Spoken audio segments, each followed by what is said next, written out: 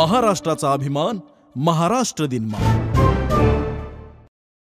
काल हगवणे कुटुंबाचे जे ॲडव्होकेट होते विपुल दुशिंग यांनी जी स्टेटमेंट्स काल कोर्टात केली ती ऐकून इतका इतका इतका संताप झालाय माझाच नाही, माझ्यासारख्या असंख्य लोकांचा, की मी ठरवलं आता आपण यांचा केसच करायचा, म्हणजे केसच पाडायचा, त्यांच्या प्रत्येक वक्तव्याचा केस पाडायचा. त्यांनी असं म्हटलंय की प्लास्टिकच्या छडीने मारहाण केली याला हत्यारं म्हणायची का, या प्लास्टिकच्या छडीला? तर विपुल दुशिंग साहेब याला काय म्हणायचं, त्याला दुसरं काय नाव आहे, हे हत्यार नाही का? कारण त्यांनी जर कोणाची हत्या होत असेल तर त्याला हत्यारच म्हटलं जातं. दुसरं म्हणाले की नवऱ्याने बायकोच्या कानाखाली मारणं म्हणजे छळ आहे का? विपुल दुशिंग साहेब, you are an officer of the court. तुम्ही असं असताना वाटेल ते जे बोललात, तुम्ही डोमेस्टिक व्हायलन्सचं समर्थन करताय का? डोमेस्टिक व्हायलन्सच्या विरुद्ध जे कायदे आलेत त्याची काही कारणं आहेत. शाब्दिक सुद्धा जर असं कोणी म्हणालं तर त्याला सुद्धा डोमेस्टिक व्हायलन्स म्हटलं जातं. आणि कानाखाली मारणं म्हणजे नवऱ्याने जर कानाखाली मारलं तर त्याला छळ म्हणायचा का? हे तुमचं आर्ग्युमेंट, कोर्टातलं आर्ग्युमेंट. मला तातडीने पहिलं सांगायचंय की पुणे बार असोसिएशननी यांचा सनद रद्द करण्यासाठी मूव्ह केलं पाहिजे. अशा वकिलांची सनद रद्द करायला पाहिजे. आणि कोण आहेत हे, आणि त्याच्यात ते तिच्या चारित्र्यावर शिंतोडे उडवतायत.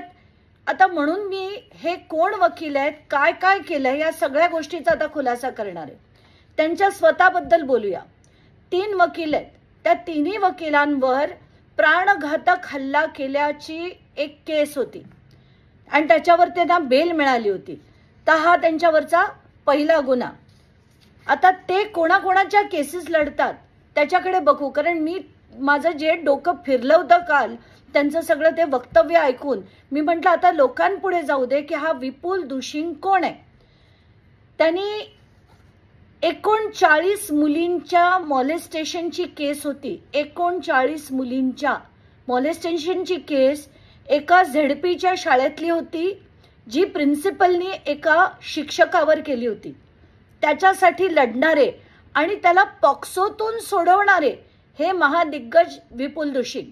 आता यांनी काय केलं होतं की त्या टीचरच्या विरुद्ध फक्त आधी एक्सप्लेनेशन दिलं नाही अरेस्टचं, म्हणून त्यांना सोडवण्यात आलं.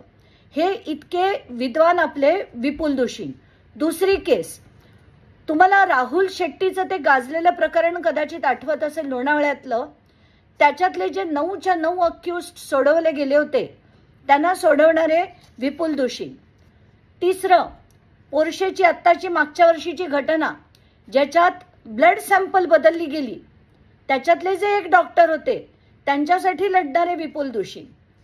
चौथी केस, गँगस्टर गजानन मारणे, आपल्याला आठवत असेल की ज्यांनी वरात काढली होती जेलच्या बाहेर आल्यानंतर, जसं काही लढाईत जिंकून आले होते ते, त्या गजानन मारणेची केस लढणारे विपुल दुशिंग. आणि या गजानन मारणेवर 6 FIR होत्या, त्यांच्यासाठी लढणारे विपुल दुशिंग. 5वा, गँगस्टर संतोष शिंदे आणि प्रवीण कुंजीर, ही जी अप्पा लोंढे मर्डर केस होती त्या गँगस्टरसाठी लढणारे विपुल दुशिंग.